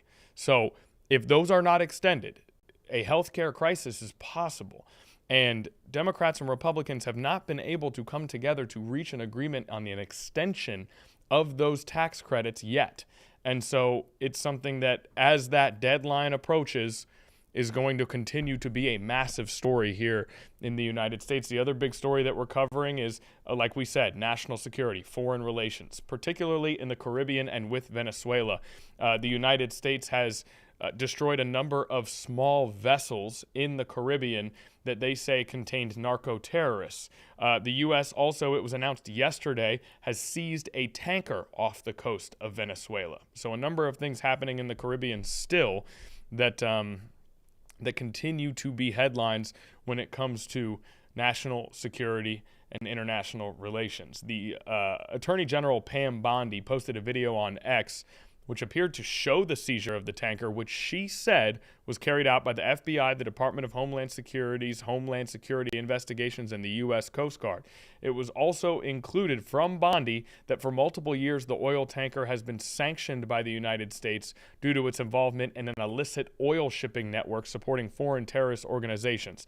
So again, that oil tanker has now been seized by the United States of America. So those two things have been at the forefront of most speeches, words, monologues that we have heard from politicians over the past few days as I personally search for the word to describe what we're talking about. Press conferences. Okay, speaking of press conferences, let's listen in to today's White House press briefing. This happened earlier today while we were doing our interview with Darrell Williams, the president of Hampton University. Caroline Leavitt was at the podium giving a White House press briefing. We recorded that press briefing, and we're going to go ahead to that recording now. Let's listen in to White House Press Secretary Caroline Leavitt.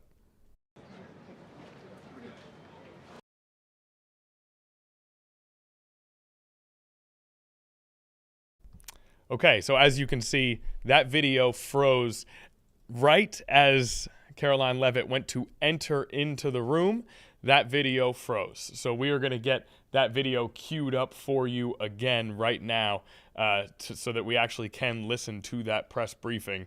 All right, we're going to let Nia Campbell go to work on that. And as we've come to expect here on Live Impact News, Nia Campbell got that done especially quickly.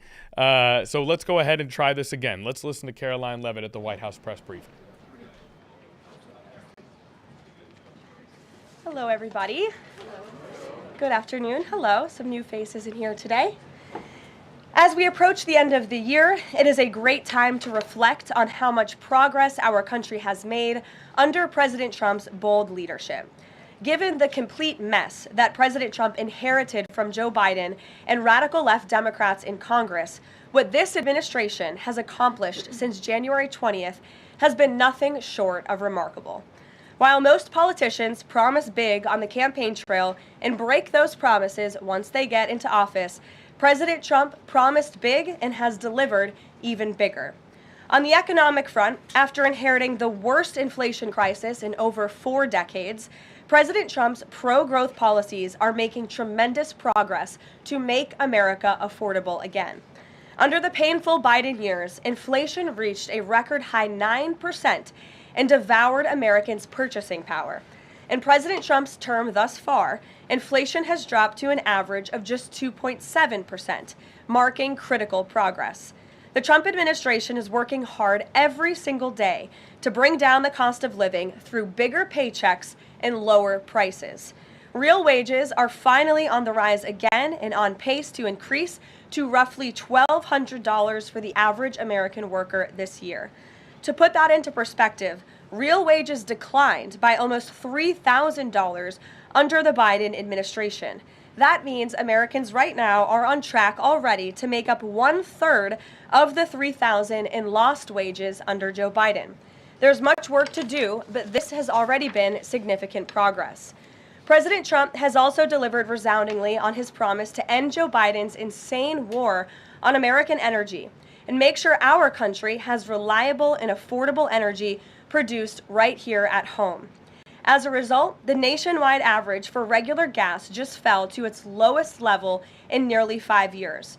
According to data from GasBuddy released on Monday, average gas prices have now dipped below $3 per gallon in 37 states, below $2.75 per gallon in 22 states, and below $2.50 per gallon in 5 states. Just a few years ago, we saw record high price gas of nearly $5 per gallon. American families faced constant pain at the pump, and those costs caused the price of everything else to go up as well.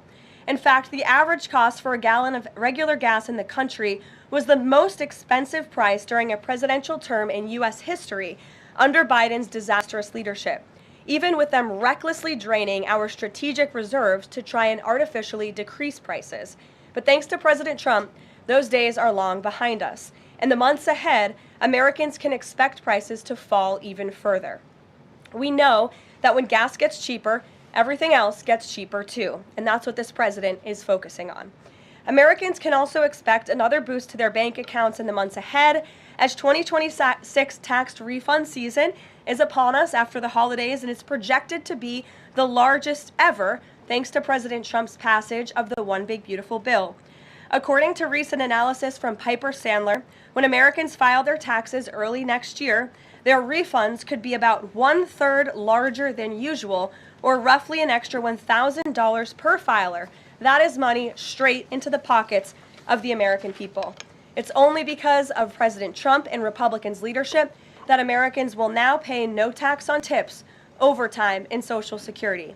President Trump and Republicans believe hardworking Americans deserve to keep more of their hard-earned money, but Democrats, on the other hand, every single one of them, voted against these massive tax cuts.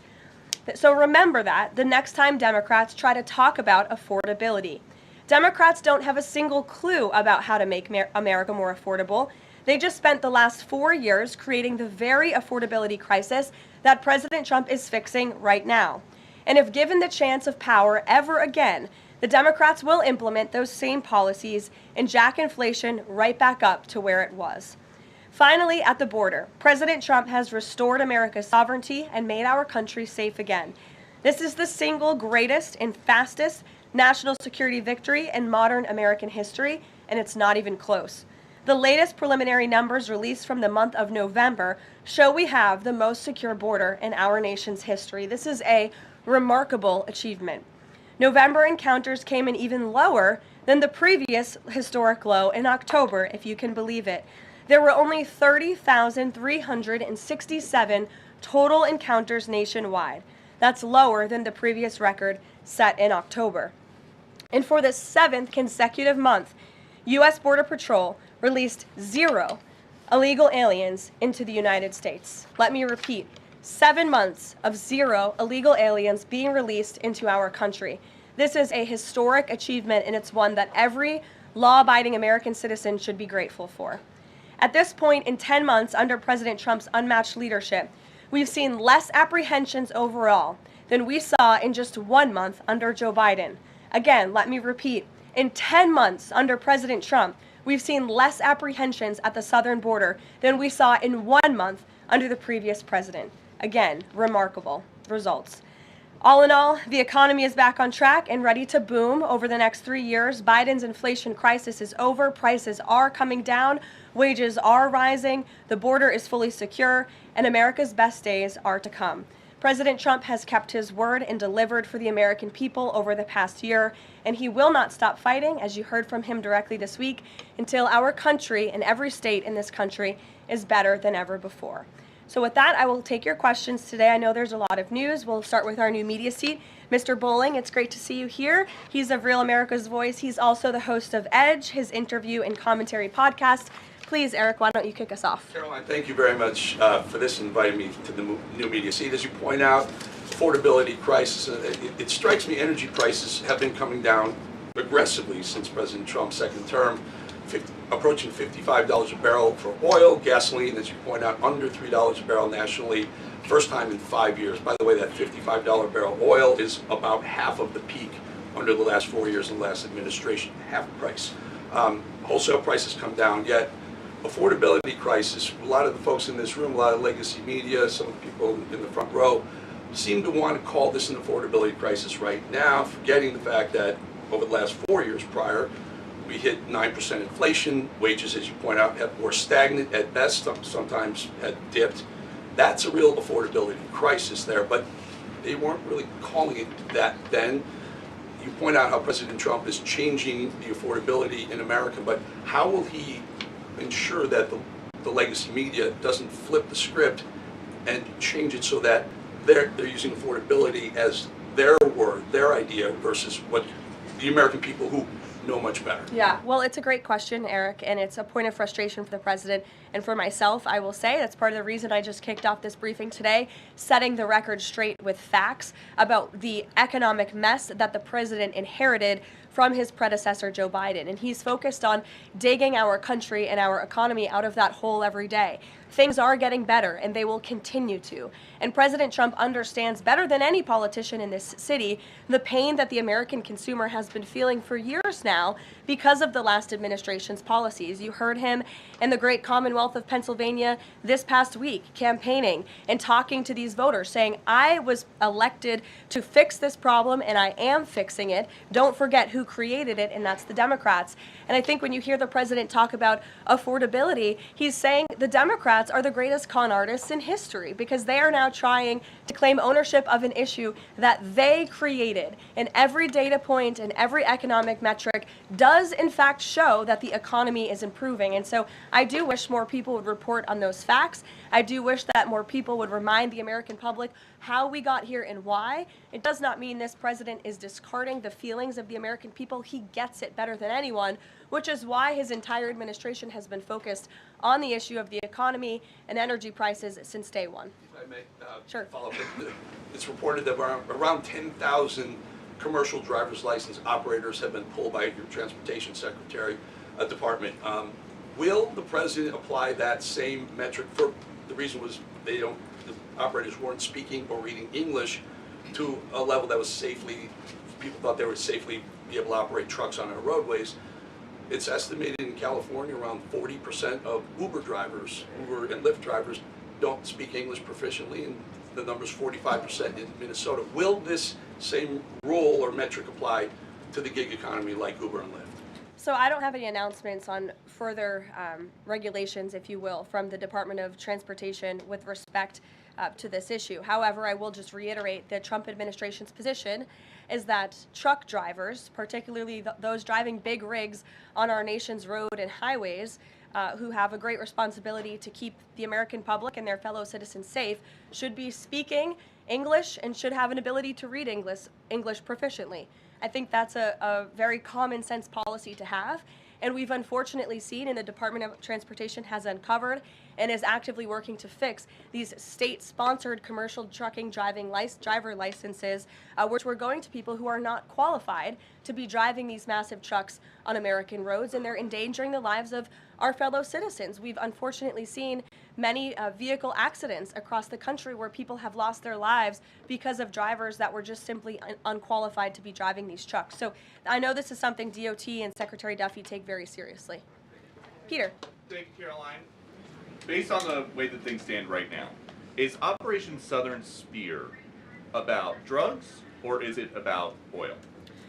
What I will tell you, Peter, is that the Trump administration is focused on doing many things in the Western Hemisphere. The president has taken a new approach that has not been taken by any administration for quite some time to actually focus on what's going on in our own backyard. And there are two things that are very important to this administration. Number one, stopping the flow of illegal drugs into the United States of America, which we know has killed hundreds of thousands of Americans. The president promised on the campaign trail that he would demolish the foreign terrorist organizations and drug cartels around the world, especially right here in our own hemisphere, and you have seen that he is delivering on that promise. With respect to the oil and what happened yesterday, the Department of Justice requested and was approved for a warrant to seize a vessel because it's a sanctioned shadow vessel known for carrying black market sanctioned oil to the IRGC, which you know is a sanctioned entity. So the president is committed to stopping the illegal flow of drugs into our country. He's also fully committed to effectuating this administration's sanction policy, and that's what you saw and the world saw take place yesterday. And because you said the president is trying to do a lot of things at once, he talks a lot about how he thinks the way to bring down prices for everything would be to bring down the cost of energy. Would he use this seized Venezuelan oil to try to help Americans with affordability here in the United States? Well, what I can tell you right now, the vessel has been seized, as you know. And the Department of Justice did that in conjunction with the Coast Guard and the Department of War. The vessel is currently undergoing a forfeiture process right now.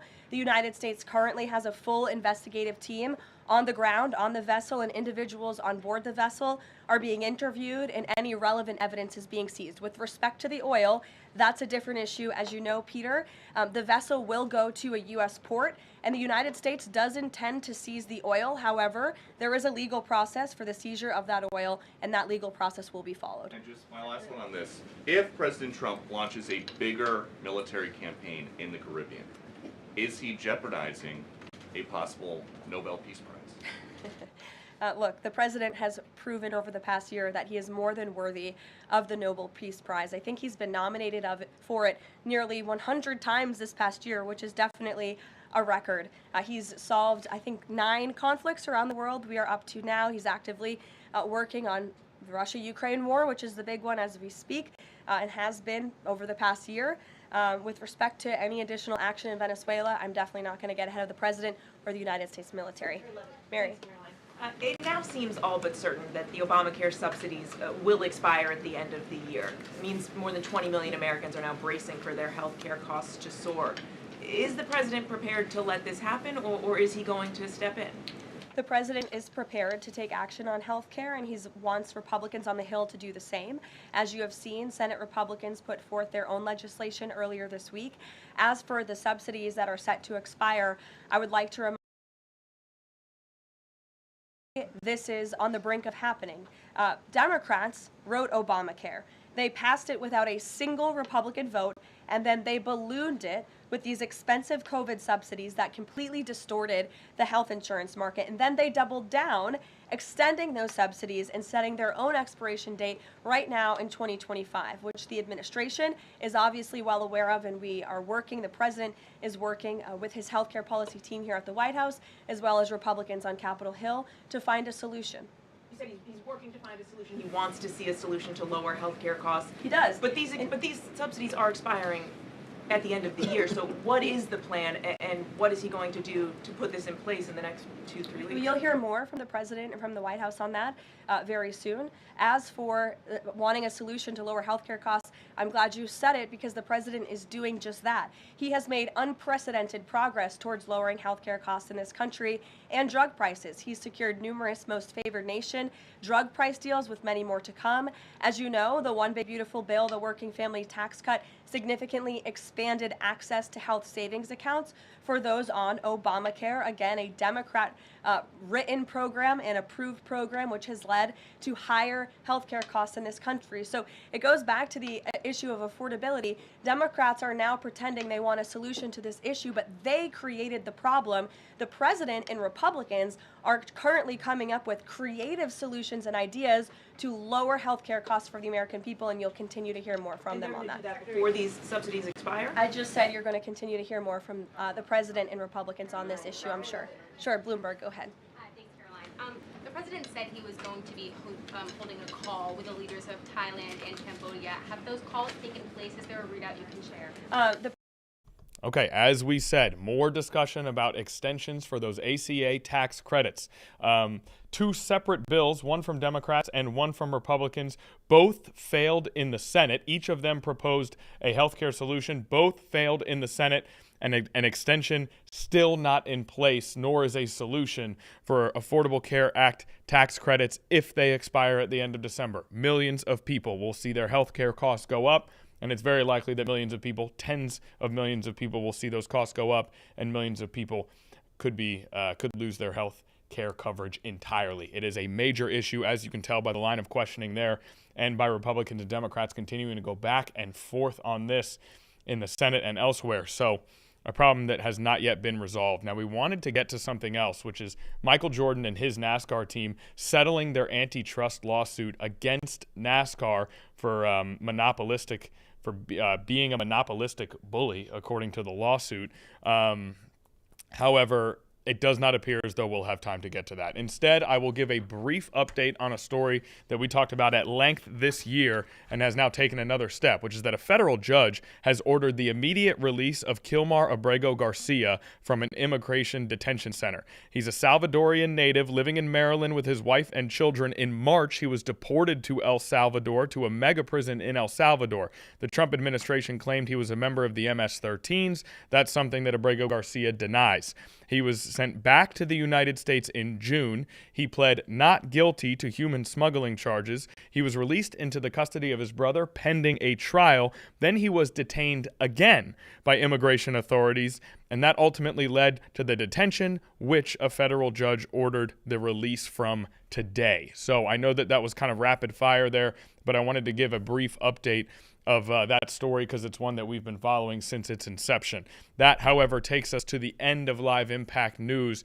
Tomorrow is Friday. We hope to see everyone right back here for 2 more hours of Live Impact News. A huge thanks to Mr. Darrell Williams, the president of Hampton University, for joining us today. An even bigger thanks to the People's producer, Nia Campbell, for keeping this ship afloat. Nia, any last words? No last words. No last words from Nia Campbell. I don't have any either, except to say, have a good day, everybody.